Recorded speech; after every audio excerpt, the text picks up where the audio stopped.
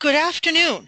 Welcome to the Anywhere Services live demo. My name is Christina Inge and we're here at Analytical Answers, which is celebrating 25 years providing microscopy, spectroscopy, and other materials analysis services across a wide variety of industries. Now, those of you who have been following our webinar series for a while are familiar with our traditional webinar format where we share a particular topic of interest to the broader scientific community with screens and demos.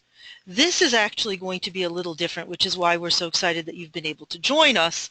Our Anywhere services are a service that has been offered by Analytical Answers for many years now, where regardless of where you are, you can send your samples to the lab and they will analyze it with your participation entirely or partially live while you observe the analysis. This can be done in real time. This can be done partially live where you only observe parts of the analysis as convenient to you. But today we're going to do a live demo of how our Anywhere services, spectroscopy and microscopy work. So with that, I'm very excited to introduce Edward Norton, our technical director, who's going to give you a little bit more information about the service. And then we're going to hear from Joseph Bedard, our senior failure analysis scientist, who's going to be demoing our microscopy Anywhere services, and Jay Powell, who's going to be demoing our spectroscopy Anywhere services. The usual rules of our webinar series do avail even in this final session of the spring, our special edition live demo, in that this is an interactive session, as I mentioned to some of our early attendees, and we encourage and invite questions, especially for this live demo, because it is an interactive service. We do ask that you share your questions by typing them into the questions box, which should be visible on the right-hand corner of your GoToWebinar screen. You can also ask them via the chat.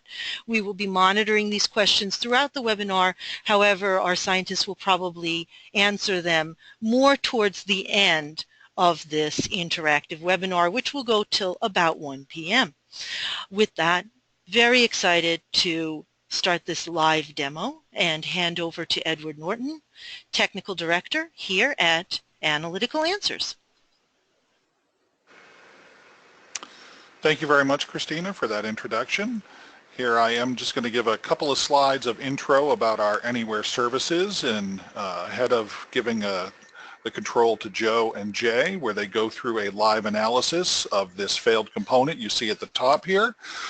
This is a integrated circuit component that clearly has some issues with it, and we're going to try and identify the causes of those issues and understand what exactly happened to this part.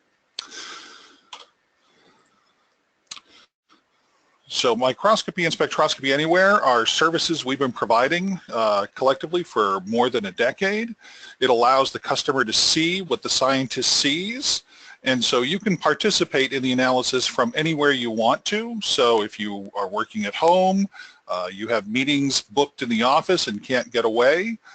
So even if you still can't get here, you have all the benefits of being there in that you have real-time communication with the scientist. You can ask questions, ask to see more detail of particular features, and get to see the results of the analyses immediately. And even as an additional bonus, and instead of just connecting alone, you can have a group of people in a conference room so that not as many people have to travel. You could work with colleagues at other facilities in your company, or you could work with your customers or vendors and have them sit in on part of the analysis or all of it as you see fit, and allow them to see some of the results in real time so that you can work collaboratively with a group. And you can even combine that with you being present in the facility and Analytical Answers and have some of them connect in so that you have a little more direct control and they are more spectators, but they still get to participate and ask questions and see what you see as it comes off the instrument.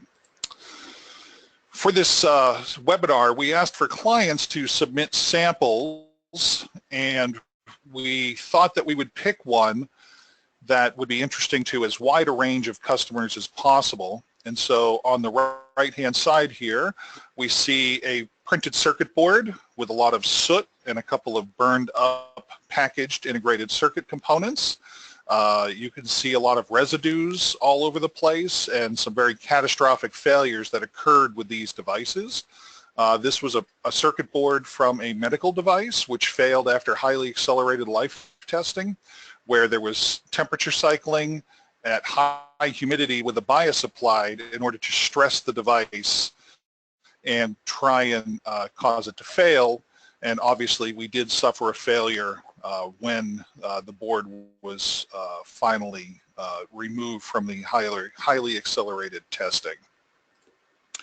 If we look at the front side, we see those same components we saw from the last slide. But if we look at the back side of the board, we see there's another integrated circuit here which seems to have potential evidence of contamination or corrosion between the leads. We could see that there's a burned mark where there was clearly a catastrophic failure inside the package, and there's residue of an adhesive label which was intact when we received the sample, but during our initial inspection we removed it, but it was present during the client testing.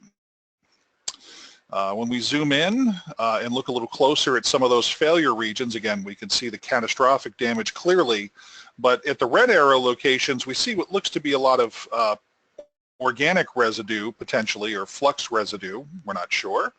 And the green arrow and in some of the other locations between the leads on the IC from the back of the printed circuit board, you could see what looks to be corrosion product or some other type of contamination that we're going to identify. So the analytical plan today is we're going to have Joe Bedard examine the suspect corrosion using scanning electron microscopy with energy dispersive spectroscopy, which will identify inorganic components present, such as metals, metal oxides, and other materials. And then the organic compounds are going to be analyzed using Fourier transform infrared spectroscopy, and that's going to be done by Jay Powell.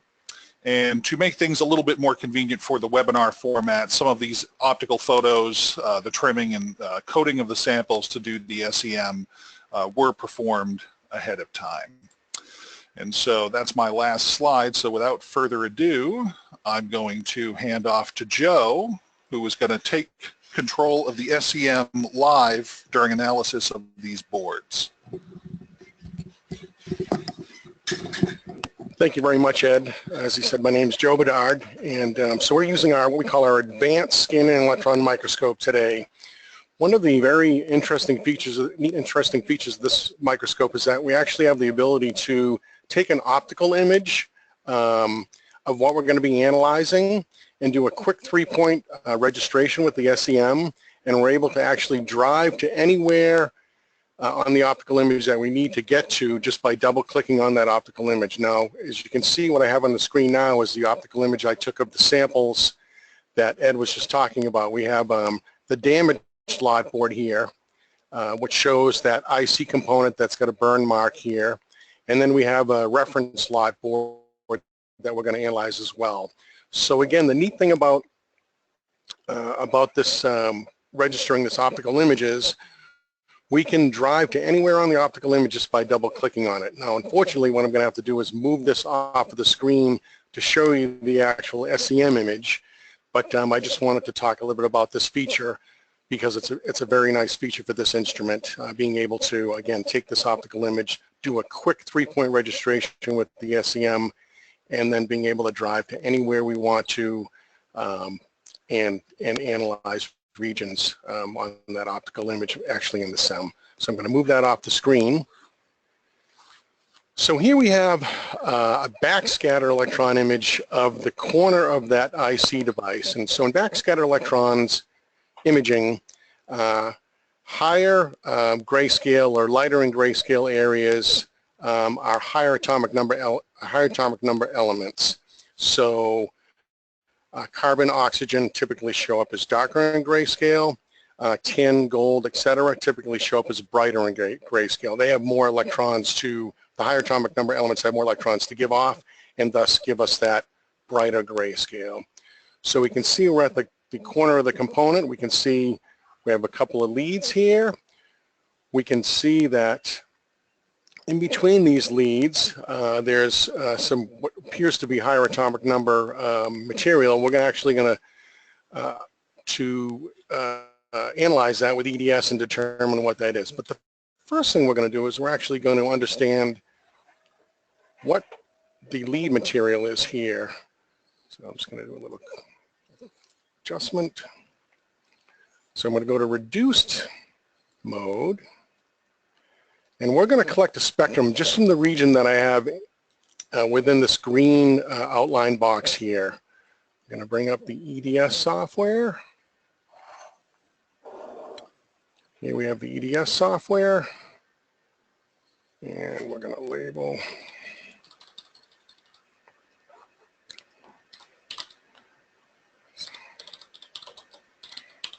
And we're going to go ahead and collect this spectrum at that location. So you can see where we have basically X-ray energy in the x-axis here and relative intensity in the y-axis. And we can see that we have a large tin peaks here. We have a carbon peak. So in this particular case, it looks like that particular component lead surface is mainly tin in composition. We'll just let this spectrum finish up. And we'll go back to the board. So now we understand that, okay, the lead is tin, the exterior portion of the lead is tin, so we're going to go back to the SEM image, and we're going to move over slightly, and we're going to see what this material is in between. I'm going to zoom out a little bit here. So we can see we have one lead here, there's a second lead here, so it looks like this material may be bridging between the two leads. So we'll zoom in a little bit. Again, another selected area. We're going to be collecting a spectra again inside of the green outline box here. Come back to our EDS software, and we will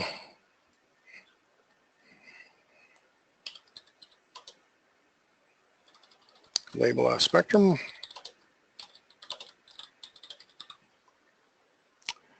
And we'll go ahead and collect the spectrum there. So again, X-ray energy in the x-axis and relative intensity in the y-axis. So here we can see we do have tin, and we can also see that we have a large chlorine peak here. That's very interesting. So it may indicate that there was obviously a corrosive species present, chlorine, which could have exacerbated the failure of this product. Basically, during highly accelerated life testing, the product was subjected to heat, high humidity, and it was biased as well.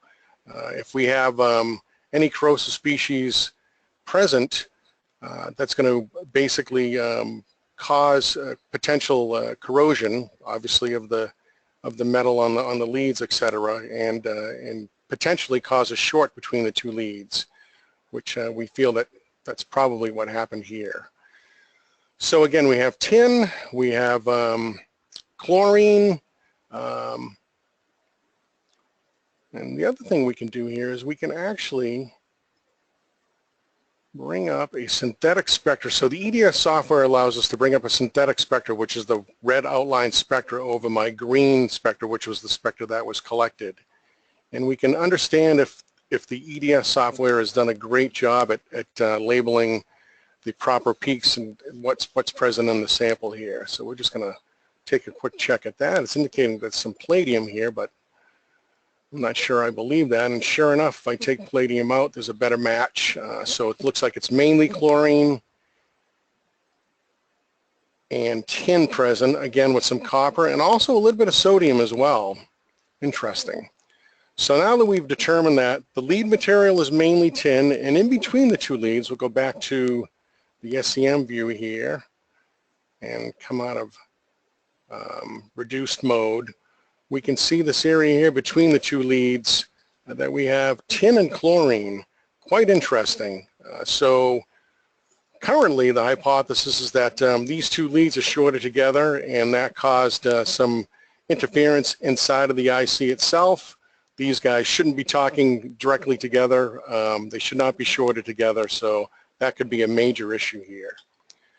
Let's actually take a look at this, what looks like darker color material off to the side of the lead right here. This looks to be lower atomic number material, so we're going to go ahead and collect a spectrum from that as well. So as you can see, I can change the shape of my selected area analysis, and we'll go back to the EDS software, and we'll collect a spectra there. Element setup, compare, we'll turn that off.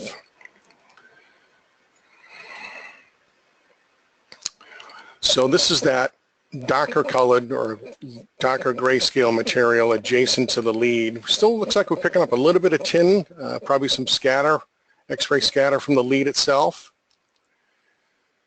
I have an interesting note here. It looks like there's a small amount of chlorine, again, a corrosive species.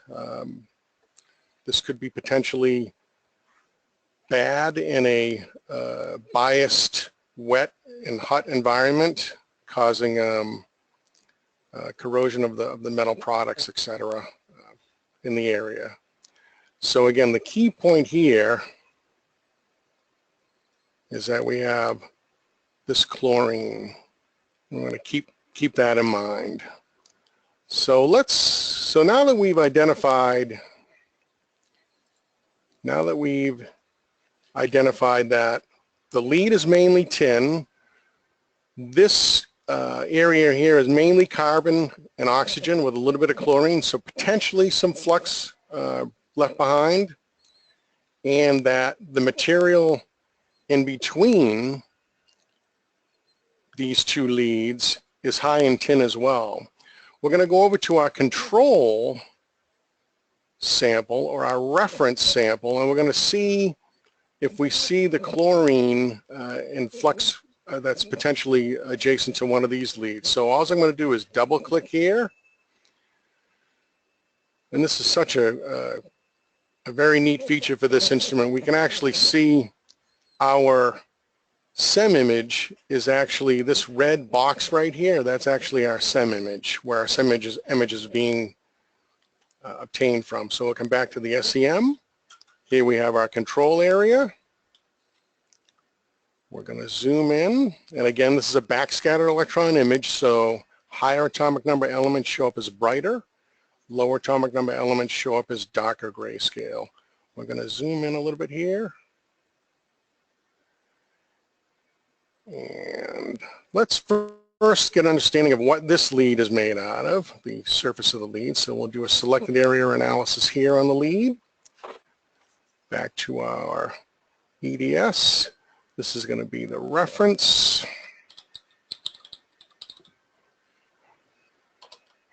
Pad.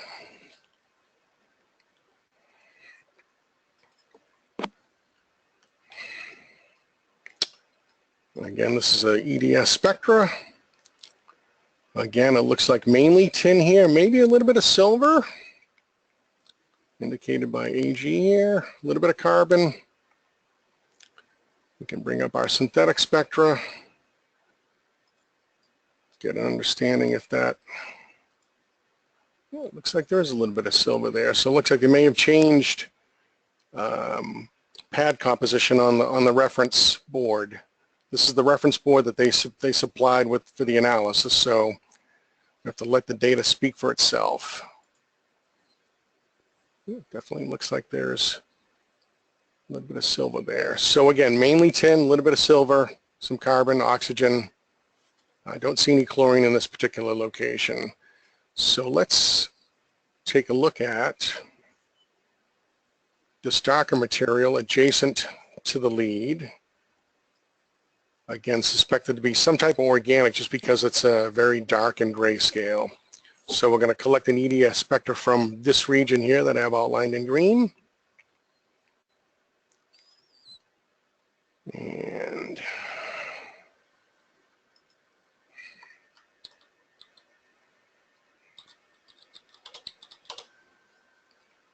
we'll go ahead and collect a spectra there. So very high in carbon, a little bit of oxygen, a little bit of tin. Again, this could be X-ray signal from the actual lead itself close by. Looks like there's a little bit of bromine here as well. That's often used as a fire retardant in printed circuit boards. But of key interest is that we're not seeing any chlorine. So we can go ahead and overlay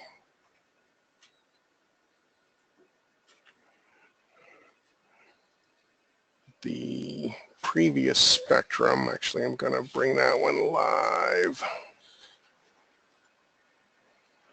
Okay, so here's our chlorine that we were talking about earlier. That was in the region adjacent to the failed or the damaged board lead, and we're going to overlay that with the spectra I just generated from the reference data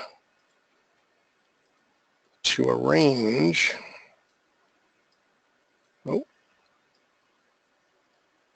between 2 and about 2.5 keV here. So we can clearly see that for the damaged board lot, we have chlorine present in that organic region we analyze adjacent to the pad, and no chlorine present in the reference board area. This is a key finding I feel in this analysis.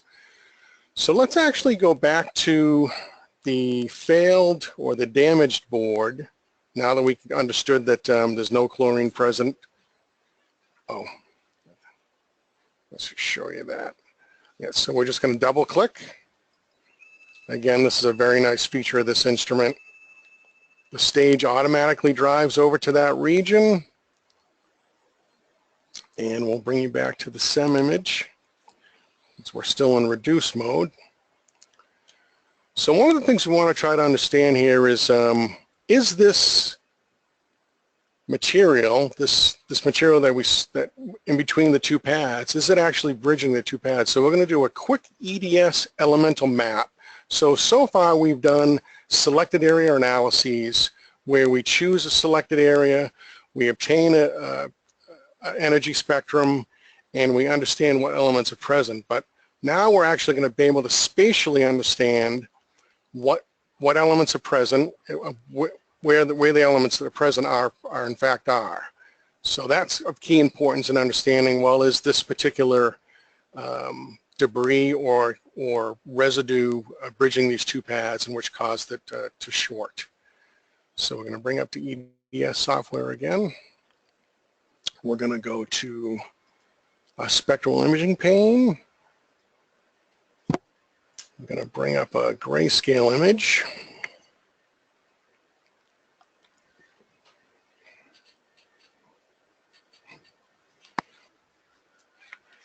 And we're actually going to collect an elemental map from the region that's actually scanning now.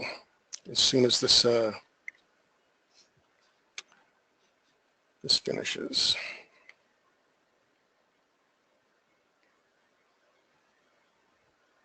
So there's our grayscale backscatter electron image. We're going to go ahead and start collecting an EDS map. So here, what it's showing us is spatially where these various different elements are present. So we have a carbon map, an oxygen map, sodium map, chlorine, tin. Looks like it may be picking up some aluminum. We're going to scrutinize the data after it's finished. Silicon, sulfur, and copper at this point. So we're doing about 1 frame a minute roughly. We're going to let this collect for, I'm sorry, 1 frame every 10 seconds. We're going to let this collect for a couple of minutes here, because I think it's important to understand, especially the tin, where that's coming from. We can actually overlay that and see. We're going to change tin color. Oh. Something a little more.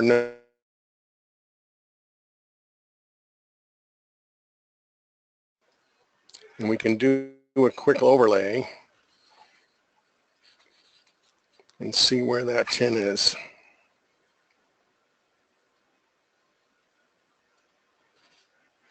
We'll let this collect just for another minute or so. Again, it's going ahead and labeling or auto labeling everything that it thinks is present. Well, we could scrutinize the data after the fact, but the important thing here is this tin. I think we need to really understand that, which we did see when we collected the selected area analysis right here and in between the two pads.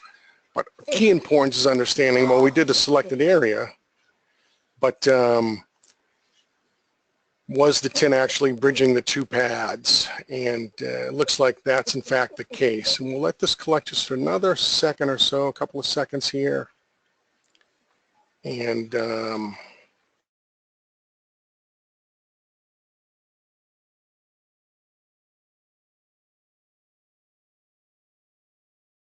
percent map, and that's going to do a background subtraction and take care of any overlaps that may be present, any X-ray energy overlaps.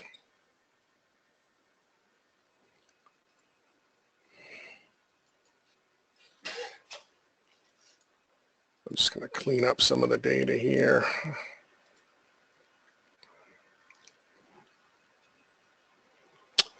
So let's finish this map up.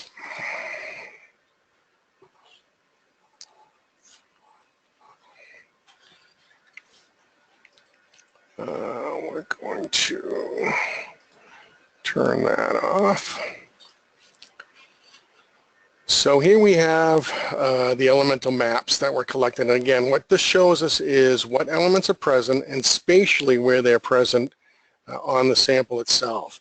Again, of key importance is this tin map. So we're going to go ahead and scrutinize the data here a little bit.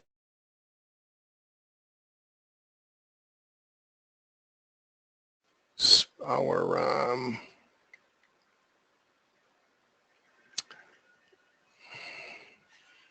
synthetic spectra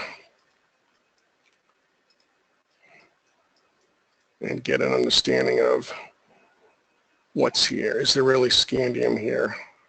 I don't believe there is.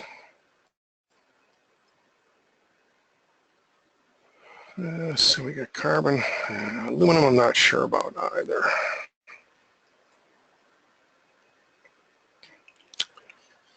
Looks pretty good. So let's go back to our map. And we're going to go ahead and process this. We're going to convert from raw X-ray counts to a weight percent map. And we're going to use an algorithm that's going to give us the best data possible. So again, when we convert to weight percent, we're doing a background, or the instruments, the software is doing a background subtraction. And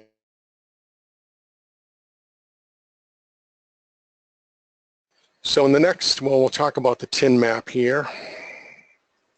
So if we overlay the tin map, certainly looks like it's bridging from one contact here in this device to the next contact. So this is a key finding in this analysis, and this is probably the reason why this particular device has failed. It's shorted at least these two leads, and there's probably other leads as well that are shorted together.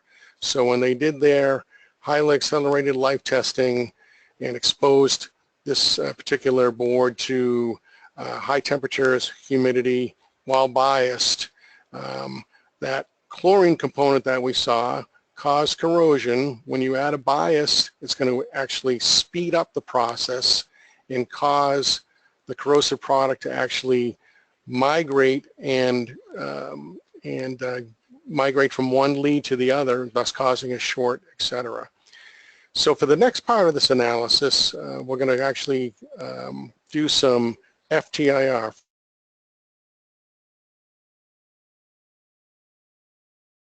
Understand a little more about that organic component that we saw adjacent to the lead. With EDS, we can determine what elements are present, carbon, oxygen, etc. However, for organic species, we only see carbon and oxygen.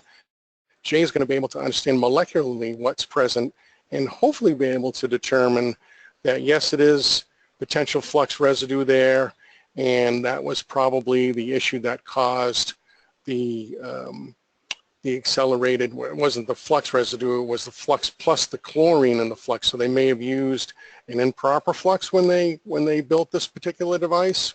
Again, Jay's going to be able to tell us a little more about that. So I think that concludes our SEM-EDS portion of this analysis. As we can see, again, take-home message here. We saw chlorine in the organic residue. That's a bad thing. We saw tin bridging these two pads together, causing a short, which ultimately caused the integrated circuit to fail. So without Thanks so much for great that. transform. Thanks so much for that great overview. That was really informative and I think helpful to a lot of people in the audience. So again, without further ado, we would like to hand over now to Jay's screen. And Jay's going to be talking a little bit more to the spectroscopy side of this analysis. Again, I want to remind everybody that questions are very welcome. And what we are encouraging people to do is please ask your questions while the panelists are speaking, and we will start to answer them towards the end. But I see that Jay is ready to start presenting his screen. So thank you very much, Jay. Over to you. Thank you, Christina, and thank you, Joe, for handling that first part, taking a look at the elemental composition and in particular the interesting distribution of various active ionic species such as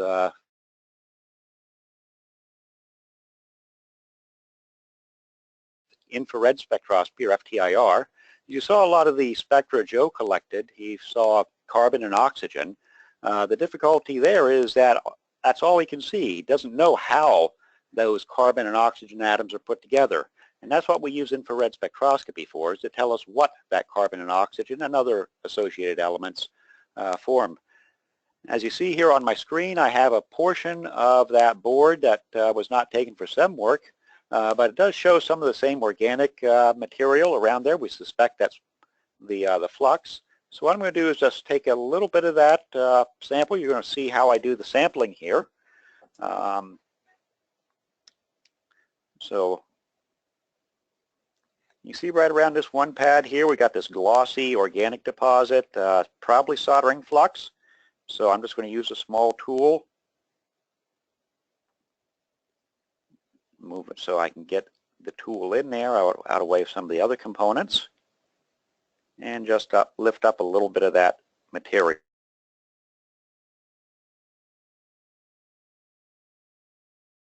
Demons of static are smiling on me.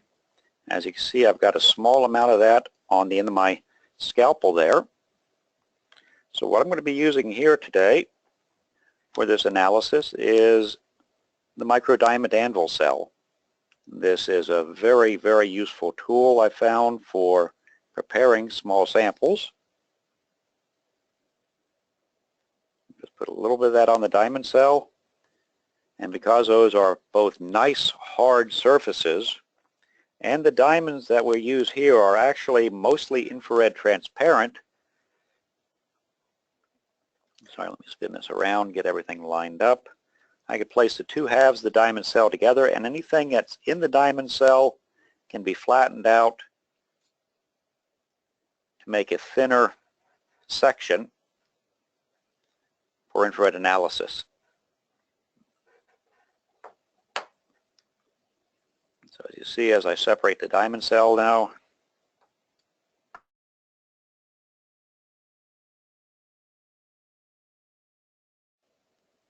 good deposit for infrared analysis. So we're just going to move over here to the FTIR microscope, and now you can see on the screen the little image there.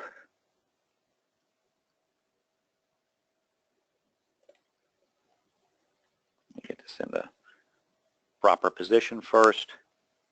You can see some of the material that I just prepared on the diamond cell there. And so once on the cell, on the stage, I can move it around. You see the little rectangle, just like on the SEM where you can have an area that you can select. We have a similar capability on the FTIR microscope. So we're just able to move that around, select an area of interest, and then start the collection of the data here.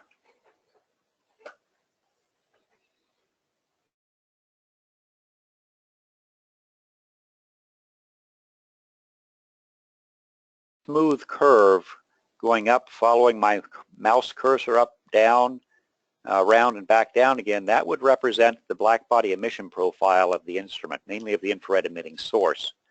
Then superimposed on that is anything that's infrared absorbing.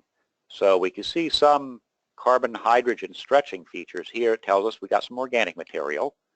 But we also see a lot of other features such as water vapor, absorption from the diamond cell, and so on. So to get rid of those features, what we do is we keep this aperture settings the same, we keep the focus the same, we keep everything exactly the same, and we just move over and look at a blank area of our infrared diamond cell.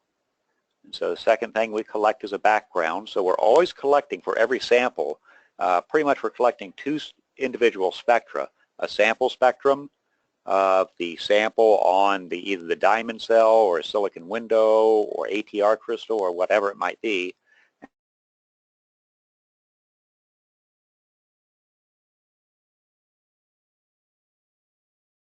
While that's collecting, I can come back over here and relabel this.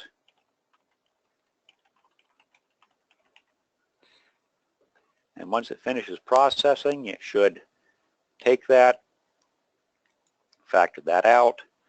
So this, you see the spectrum's got a few other features on it that we're going to correct for because we have a relatively low refractive index material, this organic material, on a relatively higher refractive index diamond window.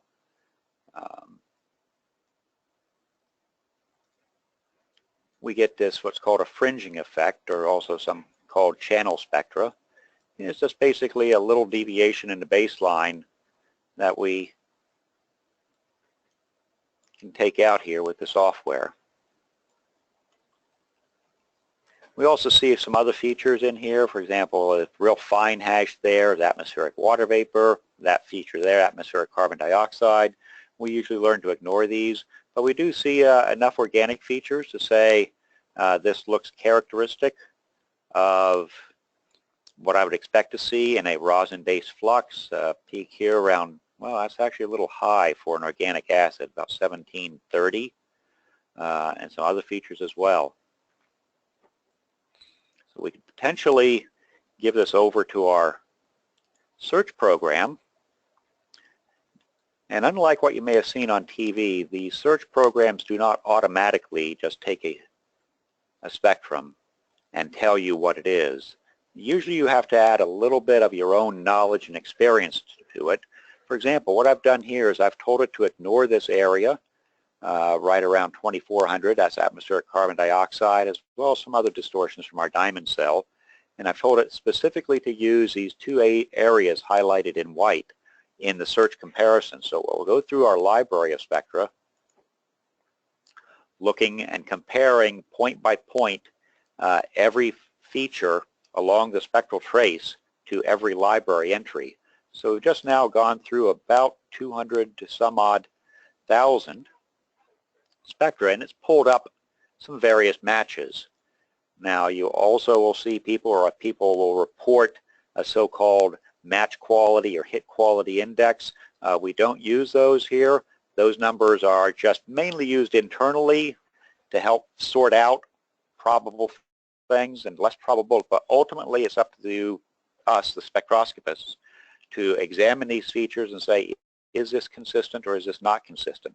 So here's one of the things that looks similar. What this actually is shows that peak there, that first we thought was the rosin peak, the organic acid, is actually a fatty ester. So besides a simple rosin, we're getting some other things in here as well. Now this second one is a combination of a rosin or tall oil resin and a fatty acid.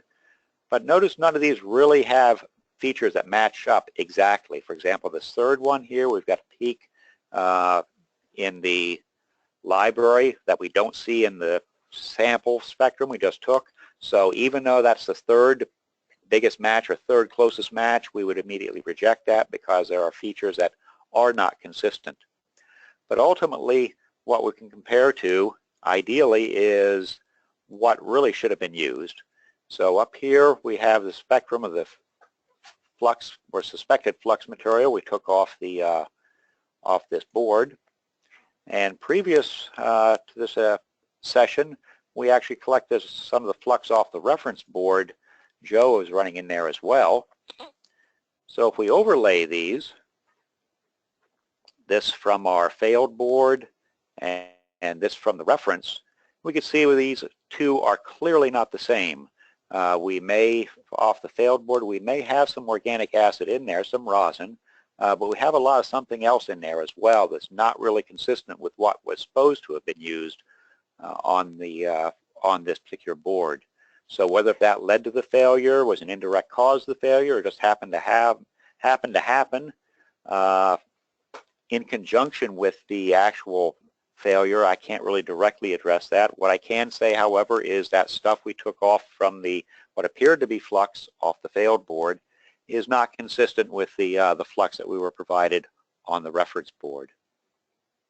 So that's just a very brief introduction there to infrared spectroscopy and infrared sample preparation. With that, I'd like to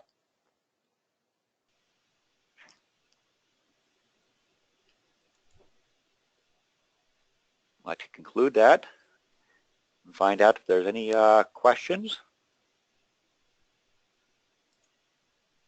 Excellent. Thank you so much, Jay. That was really also extremely helpful. So to give everybody a sense of next steps, we're going to hear a brief summary from Ed Norton, and then again, please feel free to start asking questions. I'm seeing some really good ones coming through right now. So both our scientists, Jay and Joe, as well as Technical Director Edward, are going to be available to answer all of your questions, so keep them coming. They're coming in right now, but we're going to hand over to Edward Norton to summarize what we've learned today. Take it away, Ed. Thank you very much, Christina. And thank you very much to both Joe and Jay for their expert analyses of this suspect failure. Here we have what we found is that we found chlorine in what looked to be the flux residues on the board, and we found tin chloride as the bridging material that was bridging between the feet on the failed IC. And so it seems likely that we had some electromigration as a result of the heat, humidity, and the presence of an activated flux. And so interesting that in the optical picture you don't see the residues as strongly, and so that's where the SEM really shows the bridging much better than optical inspection alone. And the best part of all this is that the Anywhere services allowed the clients and their vendor to participate in real time. So the local client as well as the person who processed the boards for them were able to see the results immediately and take corrective actions very rapidly. And the Anywhere services from the client side are so easy to use that they're just as easy as signing on to a webinar such as this one. So anyone who came today can very easily take part in a spectroscopy and microscopy Anywhere session. All you need to do is give us a call and set that up, and we're happy to coordinate all that and do all the hard stuff on our end. As always, we don't use any client data or materials without permission, and if you are interested in a custom webinar for your company where you have a number of your colleagues looking at an analysis of your sample, please contact us directly, and we can certainly set that up where you get to work with Jay and Joe or any of our other scientists remotely to help analyze your types of problems on your types of materials and understand exactly what's going on in your processes. And so we'd like to take your questions now, and Christina will be reading those for us so that we can, Jay, Joe, and myself can answer them, or you can send additional questions to our website or through our email system. Thanks very much, Ed. So we have a first really good question coming in. Why didn't the tin look like it made a bridge when you collected the map, but clearly made a connection between the leads after processing the spectrum? The reason why the map doesn't show that as it's being collected is because it doesn't take into account peak overlaps, and it also doesn't take into account the relative sensitivities of each element. And so it looked to be that there were some thin layers of organics covering over parts of that bridge of material, and what that caused to have happen is that you couldn't see with the electrons through that thin organic material, but the X-rays that do the EDS analysis penetrate more deeply and allow you to see the tin bridge in its entirety, even though visually it was somewhat obscured by that organic material, potentially other organics or some more of that flux residue. Excellent, thank you. An additional question now, how many materials are in your library of spectra? I assume that's directed toward the search spectra I was referring to. We have somewhat over 220,000 different, both pure chemical compounds and commercial formulations. The reason I say over 220,000, the actual number of spectra we have in our libraries is much, much greater, but as these are commercial libraries and we've bought multiple libraries in some cases from some vendors, there are a little bit of duplication I've found between different libraries. I'll find the same entry in two different libraries. So right now I'm just saying we're giving a rough approximation of just over 220,000 unique chemical compounds and commercial formulations. Okay, thank you for that. Just checking to see if there are any more questions that are coming through. Again, please feel free to type them into the question box that is on the right-hand side. Should be on the right-hand side, docked within your GoToWebinar screen. So here's another question. On one of these sessions, does the client get to interact verbally or just by typing in questions like in this webinar? I'll take that one, Jay. So when we're doing a microscopy and spectroscopy anywhere session with the client, they can use text chat if they prefer, but the most effective means of communication is through either a computer microphone and speakers, or if you don't have that, then you can use a telephone to call in, and we have headsets for both so that we can use both hands to focus on your work. But really speaking to the client live, real time, is the best choice. But sometimes people sign in for the start of a session and then just switch to text for occasional updates later on once things have gotten rolling. So every customer has their own preferred way, and we work with whatever they like. Absolutely. It's a very flexible service, and it can be customized to your needs, large analyses with multiple samples, or just something quicker or simpler. It's a very customizable service. That's not seeing too many more questions coming in. So with that, I just want to remind everybody that if you have any questions that come up, you can email answers@analyticalanswersinc.com. This session has been recorded, so